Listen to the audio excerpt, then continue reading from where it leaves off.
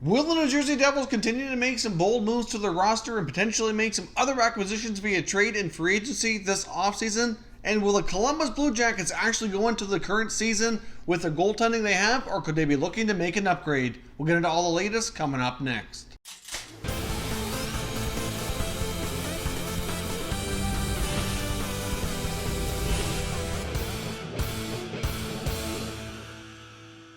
Welcome back here to Top Shelf Hockey. Now, as I mentioned, we have some more NHL trade rumors to discuss today, as well as some free agent stuff to get into. So let's dive in and get started with the New Jersey Devils. The information on New Jersey comes from NJ.com. Really, there's an article just discussing what they should be doing, and we've seen some other articles in the past here linking the fact that they likely aren't done making moves, and we could expect more out of New Jersey before the offseason is done. Now, could they possibly be looking to make a trade with Vegas to obtain the Russian player Nikita Gusev, who's been a terrific player in the KHL, and certainly right now is unproven. He has yet to play in the NHL, but certainly has a ton of potential. We've seen the fact that Vegas brought him over, signed him to a one-year contract near the end of last year, so of course that's already expired, and now it's looking like he wants $4 million on a 2-year deal, and they just cannot pay that. Their salary cap situation is beyond tight here. They need to shed some salary, let alone afford to pay him what he's looking for.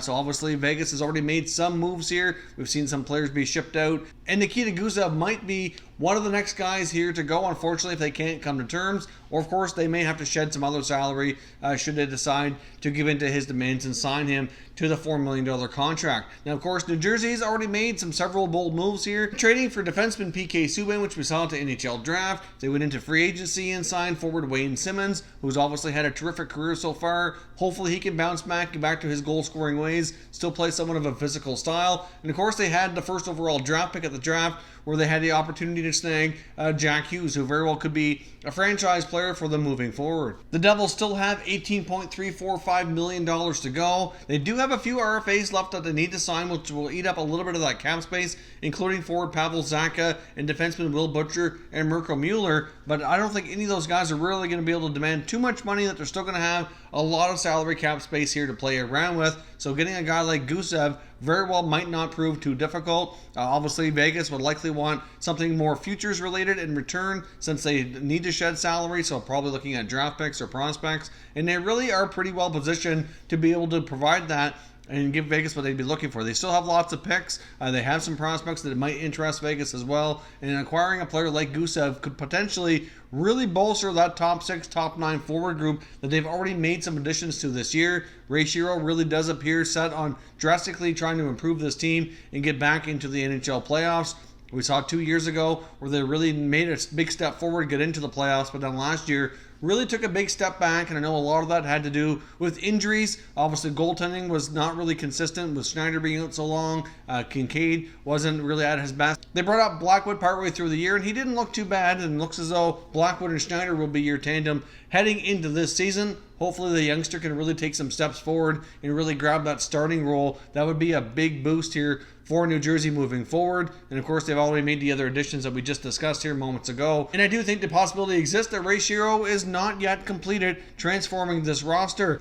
There's also been some other talks that free agent defenseman Jake Gardiner very well could land in New Jersey as well. Obviously, they've already got a pretty solid right side of their D-core. The left side isn't too bad, but it could stand to be upgraded. If they were to sign Jake Gardiner, whose terms likely have come down a bit since free agency began, they very well might be able to get him for a much better bargain than many thought going into free agency. I mean, there was a lot of talk that Jake Gardiner would end up getting a 6 or 7 year deal around at least 6 or 7 million, maybe even a little bit more. And after seeing a player like a Tyler Myers signed in Vancouver for what he got, and then you see Jacob Trouba getting the big contract out of New York, it's kind of a question why Gardner's not getting those same type of options. Considering how late we are into free agency, though, I really don't know if Gardner's going to end up getting that longer term contract like it was rumored he would be looking for. Obviously, at his age, he very well, would like to have that long term stability to kind of know where he's going to spend the bulk of the remainder of his career. Or he could go the opposite route and go with a short term 1 or 2 year contract and enter free agency again at that time and still possibly be able to cash in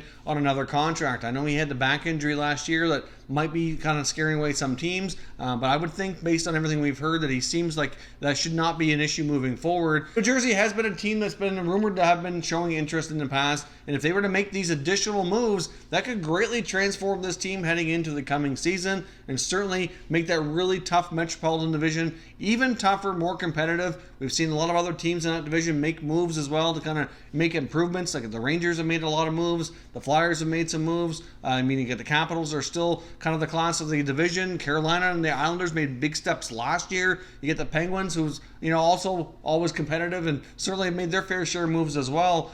Certainly no guarantee on how many of these teams get into the playoffs and how many and what position they finish in. It's going to be a dogfight. That Metropolitan Division is going to be incredibly tough, and Shiro knows that he has to continue improving his club to take the right steps to make this team competitive and make sure they have a shot next year. Obviously, it's a big year for the team as well. They do have a lot of expiring contracts, and they also have, including Taylor Hall, who's by far their star player at the moment, and they could very well ink him to a long-term extension, or he could enter free agency, and that could be risky here for New Jersey. That could be a major step back if they can't sign him longer term. And obviously, not only are they doing everything they can to convince him to stay, but of course, at the same time, set up this team for long-term success. And they do have their fair share of pretty decent younger players now to kind of mix in here with some veterans like Hall and Simmons and others who are going to be going on, like Hall and Simmons and Subban and the rest here with this club, to make this team more competitive moving forward. So let me know what you think. Should New Jersey be pursuing Jake Gardiner as a defenseman? And should they be calling the Vegas Golden Knights to try to acquire Nikita Gusev?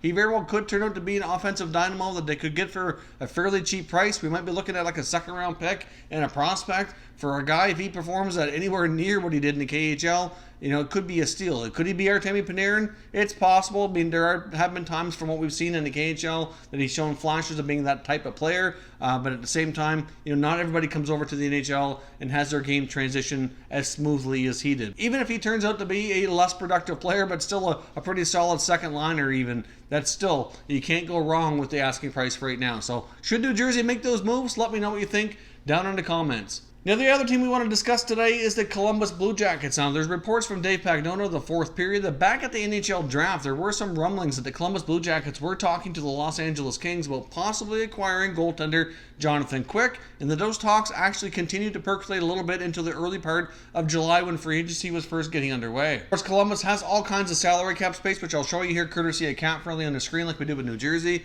They've got over $15.5 million. They've recently had a mass exodus of free agents leave the team, like Bobrovsky, Panarin, Duchesne, Dzingel. There's really, that team's been gutted. Now, they do have a lot of good pieces remaining, so I don't think it's a panic time in Columbus, but one big question mark certainly is their goaltending. Obviously, they're going into the season as of right now with Korpisalo and the new goalie, Elvis Merzlikins, who has no experience, but does look to be a decent goalie prospect for sure. But between the two, that's not a whole lot of an experience. Korpisalo has never been a starting goaltender, and even his time as backup hasn't been the absolute best. Like, you could look around the NHL and look at some backup goalies that you think are clear-cut, ready to be starters. I'm just not sure that we can say that about Korpisalo at this point in his career. If you take a look at the remainder of the Columbus roster, though, their defense core is pretty solid. They do have a really good top 4D. If you look at their forward group, even without Panarin, Duchesne, and Dzingel, they still have some other good pieces there as well. Obviously, it's going to be a blow offensively, losing those guys. Obviously, Duchesne and Dzingel only there the last, it was the 18 or 20 games after they were acquired at the deadline, which certainly helped push them further and help them win a playoff round. But before that, the team was still pretty solid and can continue to be without those guys. The bigger loss will be Panarin, who's been there for a few years now. So longer term, they do need to find ways to kind of boost their offensive output. And some younger guys, like some prospects that they have in their system, like an Alex Texier, for example, or hopefully they can step up and kind of replace some of that production. It's going to be a big task to fill, though, for sure. Now, if the Columbus Blue Jackets go the route of trying to acquire Jonathan Quick, might they go into training camp with the two goalies they have, kind of see how things go, see how things are looking, maybe start the preseason, and if things are not looking as good as they'd like, maybe at that point they would consider acquiring the netminder from Los Angeles. Now, Jonathan Quick has 4 years left on his contract of $5.8 million. He's battled injuries lately, but he does have a terrific resume. You can say what you want about Quick, whether or not he's declined in his play. He's gone through some injuries, which certainly it takes its toll on your body, but he does have a very impressive resume with multiple Stanley Stanley Cups on his resume and all kinds of great regular season and playoff success. So might they want to take a chance here on Quick in net after the departure here of Sergei Bobrovsky? Would the Los Angeles Kings, for example, what would they want in return? Would they consider maybe taking forward Alex Wennberg, who also has a 4-year contract as well and has been underperforming, but at the same time, he's young enough that they might be able to fit him into their lineup and kind of change his game a little bit, that maybe they can bring more and get him back to where he was a few years ago. But that's certainly a possibility. But if you look at Wennberg's production, his numbers have been declining now for the last 2 or 3 seasons consecutively, and obviously there were times with Columbus, even as we headed into the playoffs, that he was a healthy scratch and did not play as consistently under Tortorella like he had in the past. So it certainly would not be a terrible idea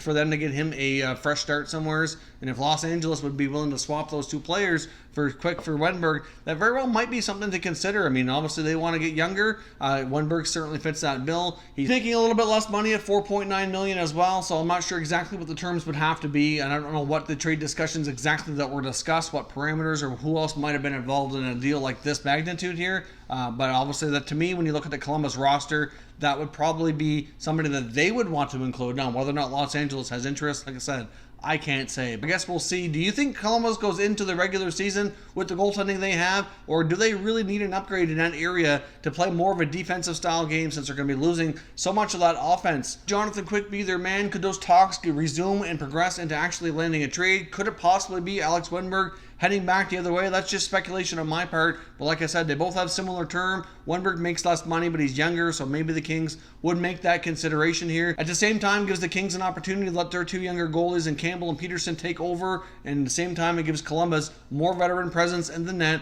while they continue to develop their prospect goalies who can hopefully take over in a couple of years' time. Let me know your thoughts on that move down in the comments, and we'll continue the conversation. If you're new to the channel, consider subscribing and turning on your notification bell so you don't miss any future content, and give this video a thumbs up as well if you enjoyed the video. I'd appreciate it if you did. As always, thank you for watching, and I will catch you next time.